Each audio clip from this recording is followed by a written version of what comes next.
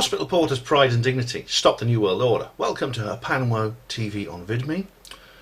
And, well, just one day after having to talk about my least favourite person, Professor Brian Cox, I now have to talk about, I wouldn't say he's my second least favourite person, but he's certainly up there in the high rankings.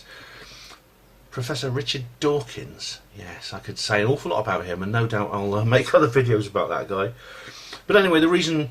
I mean, I've disagreed with him on a lot of things, about atheism, about scepticism, etc, etc. I won't go into that today, but I am going to address something else he says, and it's got nothing to do with his views on God, or anything like that, or religion. It's to do with his views on the European Union. Now, BBC Newsnight produces these little clips, and they allow you to do little rants, and just for about a few minutes at a time they bring people on and they film while they're ranting, and they did that for Richard Dawkins, and well, this is the result. Constitutional amendments are, or should be, hard to achieve. In America, it takes a 2/3 majority in both houses of Congress. It's easy to see why the bar is set so high. Unlike ordinary lawmaking, constitutional changes are for keeps.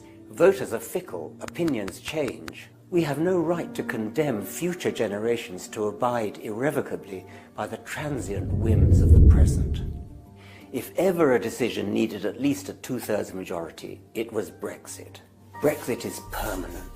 It has huge ramifications, complex consequences. The costs and benefits, whatever they may be, and you need a PhD in economics to predict them, will resonate down the decades. So, did Cameron demand a 2/3 majority? Or set a timetable for a second vote after a cooling-off period? Or perhaps give Parliament time to debate the detailed terms, taking expert advice? No, he didn't. Running scared of UKIP, he bypassed Parliament and handed over this massively important decision to a simple majority of ill-informed voters. With full Bullingdon-grade arrogance, he declared, "I'm a winner."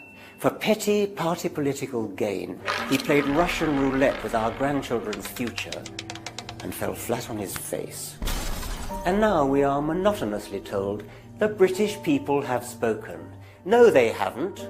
The polls have been going up and down like a yo-yo. The fleeting opinion on just one day of a slender majority of an ignorant and misled public is now touted as the sacred and unchangeable word of the British people.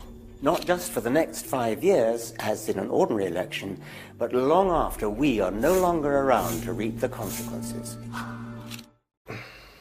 I'm biting my tongue. I'll deal with it all in one go, alright, in a minute. But first of all, I'll just play you another little clip. Now this is one from a few months ago. It's from late last year, when Richard Dawkins was on. He did a live show with Sam Harris, his fellow atheist-skeptic, and this is what he had to say. Moving on to a totally unrelated question, but you've both been accused of elitism in the past. Most recently, your views on Trump and Brexit. Can you say something about the difference, if there is one, between combating anti-intellectualism and being elitist? That actually strikes me as an interesting problem, because and I haven't thought much about this, but it seems to me just intuitively that the boundary between those two things isn't very clear. I think I want to stop being ashamed of being elitist.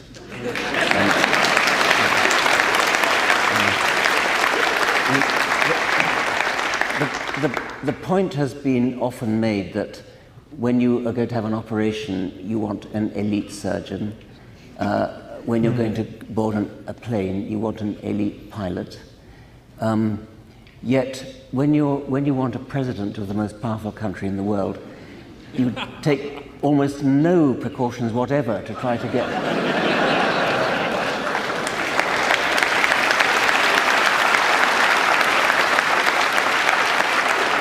And in my country, Britain, has just undergone what amounts to a long-term catastrophe, which is the decision to leave the European Union. Well, okay, let's not prejudge that. Let's say it might not be a catastrophe, But what is absolutely certain is that the issue of whether Britain should leave the European Union was and is a much too complicated and sophisticated question to be decided by idiots like me and like the British people.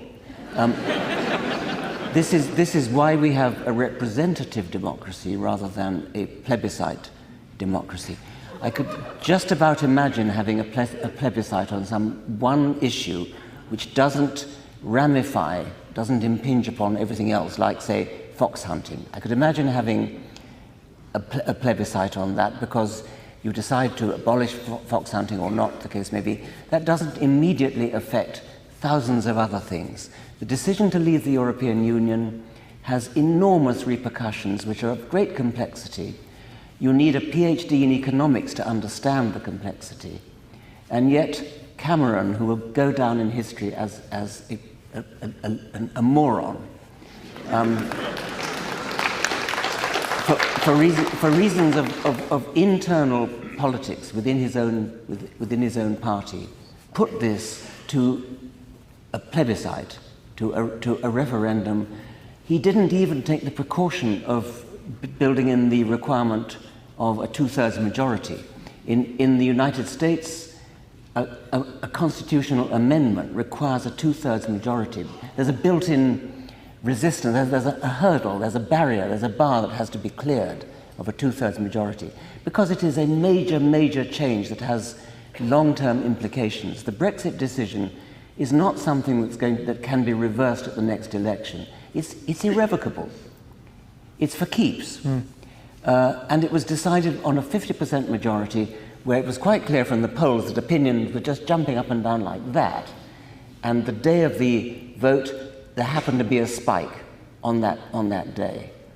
And so now we're stuck with something, I won't say forever, but certainly for a very, very long time frame, well beyond the next election. I am an unashamed elitist with respect to this. Some of the reasons that I heard from personal acquaintance for why people voted to leave the European Union were, oh, well, it's nice to have a change. Or, oh, well, I prefer the old blue passport to the European purple one. This is the kind of thing, this is the kind of reason that people voted. You know, you probably read that the day after the Brexit vote, the most common thing to be Googled in Britain was, what is the EU? So I think, for all the odium that it gathers, I'm content to be described as an elitist. Oh God, right. Yes, this is why I have called this video Richard Dawkins Patronizing Git. And he is a patronising, condescending Ramona beep. He really is. Oh, my next video I'll be about somebody I like. Okay. Well, let's begin. I mean, he repeats a lot of the same points in the two same clips, but one thing he says in the first clip that he doesn't say in the second is that he says that a constitutional amendment requires, it is a very serious matter. It should either be dealt with by Parliament or it should be addressed by referendum with a two-thirds majority required. Now, constitutional amendments, yes, all nations have them. Of course, Italy's just had one, which is really, really good because they're changing their constitution, means they're likely to come out of the EU. But Britain's membership of the European Union is not a constitutional issue. All right. And people often deny that the United Kingdom has a constitution. It does. It's called the Magna Carta. It's a very old one. It was from the year 1241, where it was signed. And it's the only reason it sounds, when you read it now, it talks about the barons and things like that, and people say, well, that means it doesn't count.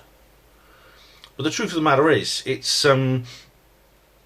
does count. It just has never been updated because people have forgotten it's there. Britain's entry to the European Union was not a constitutional issue. It was not actually even one that Parliament should have decided. It's a decision made by essentially a criminal gang to secede sovereignty of Britain to a foreign power is an act of treason. It's not even a government issue. It's not. Yeah, forget all the acts and things like that, acts of Parliament, etc., etc. Okay, it was a crime, and the only one I don't. This is where I actually agree with Dawkins. I don't think there should have been a EU referendum. There shouldn't have been one. Reason was you can't have a referendum on treason. What you do is you rip up Britain's membership papers and then you jail the people responsible. Cameron, Blair, they should have been locked up and the key thrown away, basically. So I thought I'd get that out of the way with first, which is what he says he's really he's got his head in the clouds completely if he thinks the EU is in any way part of the British Constitution. Well, he makes a point about elitists. He describes himself as an elitist, and then he says, if you're going into hospital for surgery, you would ideally want an elite surgeon to treat you. If you're taking a flight on an aeroplane, then an elite pilot would make you feel much safer. That is something I agree with. That's only natural. There's nothing wrong with that kind of elitism. And then he says he laments that the people discard that principle when it comes to vital political decisions. And he goes on about, then he brings up this stuff about the Trumpocalypse, the Trumpocalypse. Oh my God, there's going to be no Trumpocalypse. I think Donald Trump is actually a figure of hope. The only disaster he's going to cause is perhaps a decline in the hair dye industry because his own hair dye is so terrible. And then he says things. He says, "Oh, this is much too complicated and sophisticated a question to be decided by idiots like me, and like the British people." Well, I don't. He's obviously signalling here. He's obviously it's transparent modesty signalling, and I doubt if Richard Dawkins really sees himself on the same level as the rest of the British people. He certainly doesn't when he's talking about God and religion and things like that and science. He calls David Cameron a moron for proposing the referendum on the EU, but not for anything else he's done. I mean, this is the thing. I personally count this as one of the few admirable things that David Cameron's government ever did. And I'm like... So it takes this for Richard Dawkins to decide that David Cameron is a moron. I mean, what's... Nothing else he's done. Dawkins says that plebiscite shouldn't be allowed for anything more crucial than fox hunting. And, well, I don't know, the fox hunting issue is a complicated one. I used to be very much against it, now I'm kind of... I used to be against fox hunting, now I'm kind of... I've heard both sides of the story and I'm not so sure. I'll leave that for another time. But but I digress. But then one of the things he says is, because he's a skeptic, you see, if you go to the Ben the JR Porter on YouTube, you'll see I've done an entire video on skeptics. It's over 2 hours long. Alright, and it's not boring, it's very interesting. But one of the things that skeptics say, one of their little cliches, one of their little catchphrases is, the plural of anecdote is not data. Meaning, you can't take little anecdotes and count that as evidence. You need a scientific experiment to gather evidence. But then Richard Dawkins breaks that very skeptic rule by treating anecdotes as evidence in the second clip. And not only anecdotes, cherry-picked anecdotes. He says, the reasons I've heard that people voted leave is it's it's nice to have a change, and I prefer the old blue passports. Foolish people, foolish idiots. Honestly, this, I can't tell you what a gross misrepresentation that is of Leave voters. I really can't. And the reason what is the EU was Googled has nothing to do with people knowing what the EU is. It's internet trending. It's the normal symptoms of internet trending, and very often search engines, phrasing things as a question is a good way of getting results. For me, what Richard Dawkins is saying here is rather chilling. It echoes Henry Kissinger. That's a great globalist who's, when will that fucking bastard die? What is he now, 100? 110? Oh, Henry Kissinger is like... And David Rockefeller and Prince Philip. And why is it, incidentally, all these elitist, globalist scumbags seem to go on forever. And good guys like Prince and Michael Jackson and Carrie Fisher and people like that, they die young. Why is it? It's like that. There's that song by Roger Taylor, you know, "Only the Good Die Young." That's a tribute to Freddie Mercury. It's on the the first post Freddie Queen album. You know, it's true. Only the good die young. Anyway, where was I? Yeah. Henry Kissinger. Well, one of the things Henry Kissinger did, I think it was around about 1974, I believe. There was an election in the South American country of Chile to elect a president, and basically Henry Kissinger, he arranged for the CIA to overthrow that. I think it was Salvador Allende, his name was, and Kissinger arranged for the CIA to overthrow that particular election and bring in the dictator, General Pinochet, Augusto Pinochet. And Pinochet rounded up the people. He put them in all his political opponents. He rounded up and he put in a sports stadium and just let them freeze to death during the winter. That's a nice guy, eh? Nice guy. But Henry Kissinger said something very, very interesting, which sums up the attitude that these people have for us. He said, "This is far too important to let the people decide." And Richard Dawkins is doing the same thing. Not that he wants us rounded up and put into a sports stadium and frozen to death, but that's the kind of attitude he has.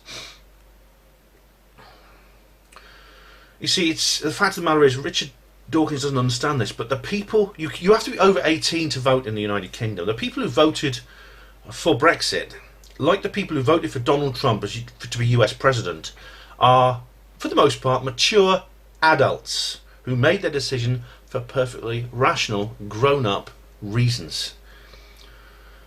And this is something that I cover in my YouTube video on skeptics, but atheo-skeptics like him have this very patriarchal attitude to politics. They say they believe in free speech, human rights, freedom of thought, but only for them and people who agree with them. These people they say they like freedom, they don't want government imposition and dictatorship, but then they have the most enormous confidence in the legitimacy of big daddy government to step in and control people's lives when it's controlling them the way they want.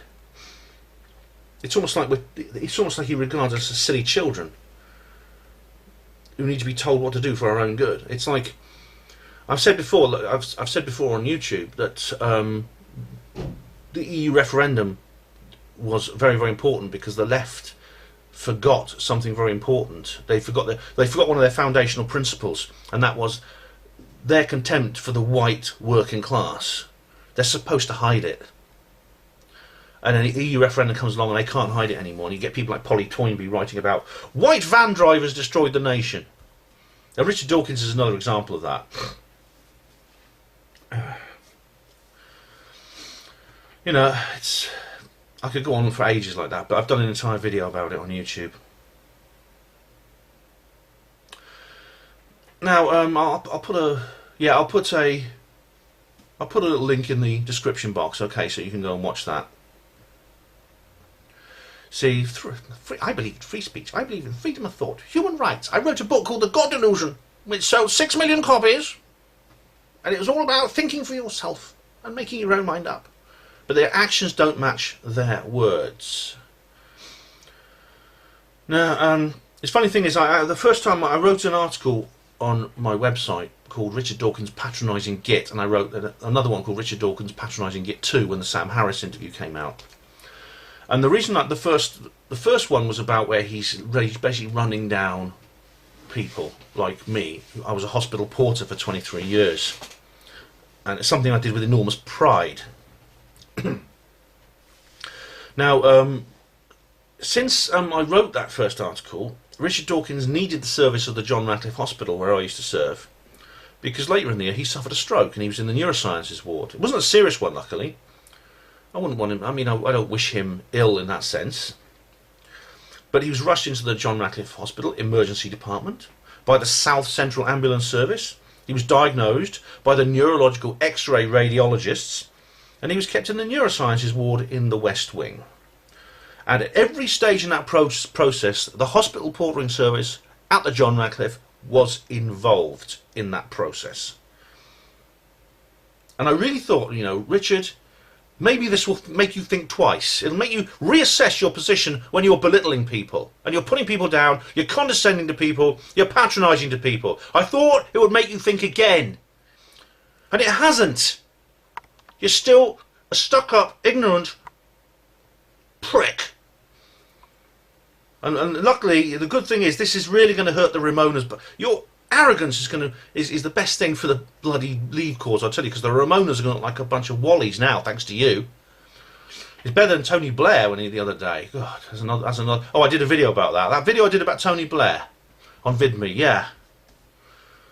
So maybe I should be pleased. Maybe I should be pleased with this is the best the Ramonas can come up with. Is this sort of thing. So thank you for watching. Hospital Porters, Pride and Dignity, Stop the New World Order.